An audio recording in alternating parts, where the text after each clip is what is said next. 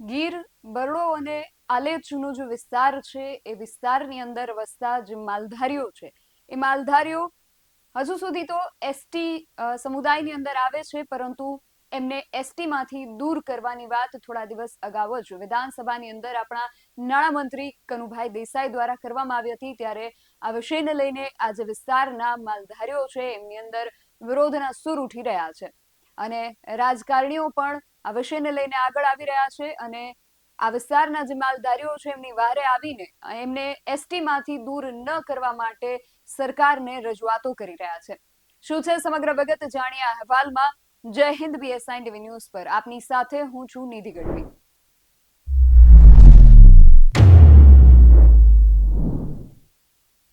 ગીર બરડો અને આલેચનો જે વિસ્તાર છે આ વિસ્તાર પહેલા તો ક્યાં આવે છે એના વિશે થોડી વાત કરું તો ગીર એટલે જુનાગઢ, ગીર સોમનાથ અને અમરેલી જિલ્લાની અંદર જ્યાં જંગલ વિસ્તરેલું છે એને ગીર તરીકે ઓળખવામાં આવે છે। એ સિવાય બરડો જે છે એ પોરબંદર અને જામનગર જિલ્લાની જે સરહદની આસપાસ જે ડુંગરાળ વિસ્તાર આવેલો છે એ બરડા તરીકે ઓળખાય છે અને આલેચ એટલે કે જામનગર અને દેવભૂમિ દ્વારકા અને થોડો રાજકોટ સુધીનો પથરાયેલો જે પહાડી વિસ્તાર છે એ આલેચની અંદર આવે છે અને આ જે ત્રણ વિસ્તારો છે ગીર, બરડો અને આલેચ, ત્યાં જે માલધારીઓ વસે છે એ માલધારીઓ એસટી કેટેગરીમાં આવતા હતા, કારણ કે એ લોકો સામાજિક અને આર્થિક રીતે પછાત શ્રેણીની અંદર આવતા હતા અને એમને આગળ વધારવા માટે એમને એસટી કેટેગરીની અંદર મૂકવામાં આવ્યા હતા અને થોડા દિવસ અગાઉ વિધાનસભાની અંદર આપણા જે નાણામંત્રી છે કનુભાઈ દેસાઈ દ્વારા આ વાત નો જે મુદ્દો છે એને ઉઠાવવામાં આવ્યો કે આ વિસ્તારના જે માલધારીઓ છે એમને એસટી કેટેગરીમાંથી દૂર કરવા અંગે સરકાર જે છે વિચારણા કરી રહી છે। હવે આ બાબતને લઈને રાજકીય અગ્રણીઓ છે એ પણ આગળ આવ્યા છે અને આજે વિસ્તારના જે માલધારીઓને એસટી માંથી દૂર કરવાની વાત થઈ રહી છે એ લોકો પણ આ બાબતને લઈને રોષે ભરાયા છે અને આ બાબતને લઈને રજૂઆતો કરી રહ્યા છે। ધાનેરાના ધારાસભ્ય માવજીભાઈ દેસાઈએ મુખ્યમંત્રી અને નાયબ મુખ્યમંત્રીને આ બાબતે પત્ર લખીને રજૂઆત કરી છે। આ પત્ર વિશે વાત કરીએ તો માવજીભાઈ દેસાઈ જે ધાનેરાના ધારાસભ્ય છે એમણે મુખ્યમંત્રી ભૂપેન્દ્રભાઈ પટેલ અને નાયબ મુખ્યમંત્રી હર્ષભાઈ સંઘવીને આ બાબતને લઈને રજૂઆત કરી છે। તેમણે લખ્યું છે ગીર બરડા અને આલેચના જંગલ વિસ્તારોમાં વસવાટ કરતા રબારી, ભરવાડ અને ચારણ સમાજોને અનુસૂચિત જનજાતિ એટલે કે એસટી ના દરજ્જામાં યથાવત રાખવા બાબત આ બાબતને લઈને એમણે આ પત્ર લખ્યો છે માનનીય મુખ્યમંત્રી શ્રી।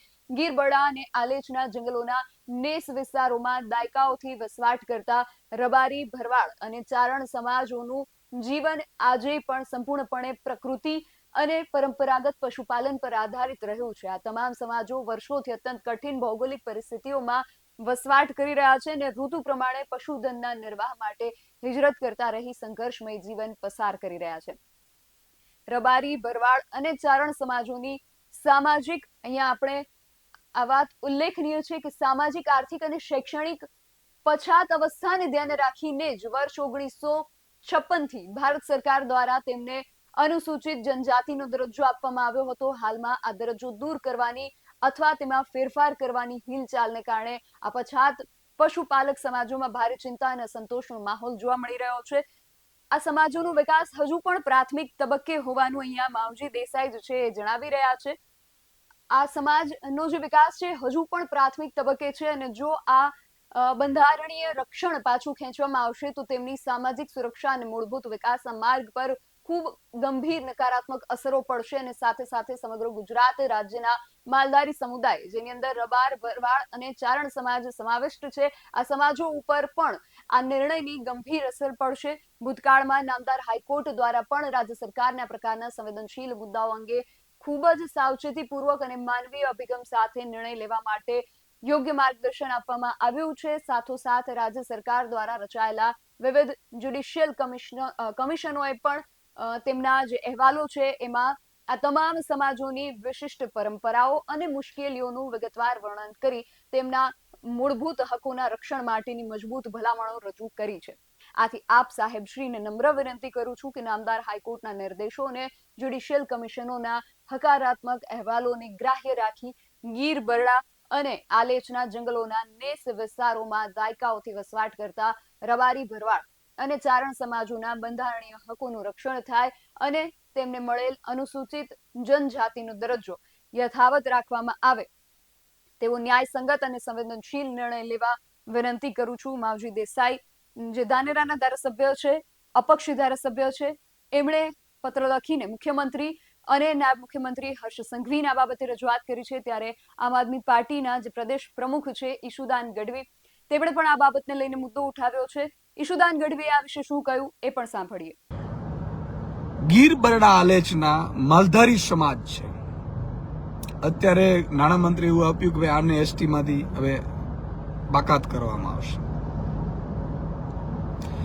બીજા જે રહે છે એ તો એને કદાચ એસટી નહીં મળતા, ના મળવા જોઈએ.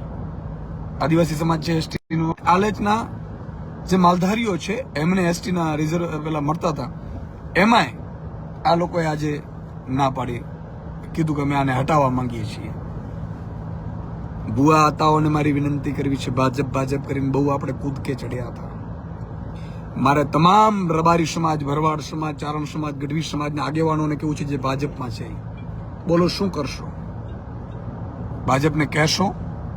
અને તમને ખબર હોય તો ગીર બરડા આલેચ માટે ભુવા હતા સહિત બધા લોકોએ આંદોલનો કર્યા હતા પોરબંદરમાં. અમારા પ્રવીણ રામ પણ બધા ત્યાં હતા. ફરીથી કરશો? અને કર્યા પછી શું સોગંદ લેશું આપણે કે ભાજપને આપણે મત નહીં આપી? ચૂંટણી આવે ત્યારે ભાજપને મત આપી દેવાનો. ગીર બરડા અને આલેચનો આ જે વિસ્તાર છે ત્યાં જે માલધારીઓ વસે છે એ હજુ પણ ક્યાંક ને ક્યાંક સામાજિક, શૈક્ષણિક અને આર્થિક રીતે પછાત વર્ગ છે અને એમને બંધારણનું આ જે આરક્ષણ છે એ મળવું જરૂરી છે એવું આ નેતાઓ જે છે, રાજકીય અગ્રણીઓ છે, એ જણાવી રહ્યા છે. અને અગાઉ પણ નામદાર હાઈકોર્ટે પણ સરકારને આ બાબતે માનવીય અભિગમ સાથે પગલાઓ લેવા માટે માર્ગદર્શિત કર્યા હતા. અને હવે જ્યારે સરકાર આ બાબતે વિચારણા કરી રહી છે કે આ જે વિસ્તારના માલધારીઓ છે એમને એસટીમાંથી દૂર કરી અથવા તો ઓબીસીમાં એમને સંમિલિત કરવા બાબતે જ્યારે સરકાર વિચારણા કરી રહી છે, ત્યારે એમને એસટીમાં જ યથાવત રાખવા માટે આ જે મુદ્દાઓ છે એને ઉઠાવવામાં આવી રહ્યા છે. આગામી સમયમાં હવે આ વિષયને લઈને શું થાય છે ખાસ જોવાનું રહેશે. તમારું આ સમગ્ર વિષયને લઈને શું માનવું છે અમને કમેન્ટ કરીને ચોક્કસથી જણાવજો. આવા જ વધુ અહેવાલો સાથે મળતા રહીશું. તમે મારી યુટ્યુબ ચેનલને સબસ્ક્રાઇબ કરવાનું અને અમને ફેસબુક અને ઇન્સ્ટાગ્રામ પર ફોલો કરવાનું ભૂલશો નહીં. બાકી અવનવી અપડેટ્સ માટે આપ જોતા રહો BS9 TV ન્યૂઝ. નમસ્કાર.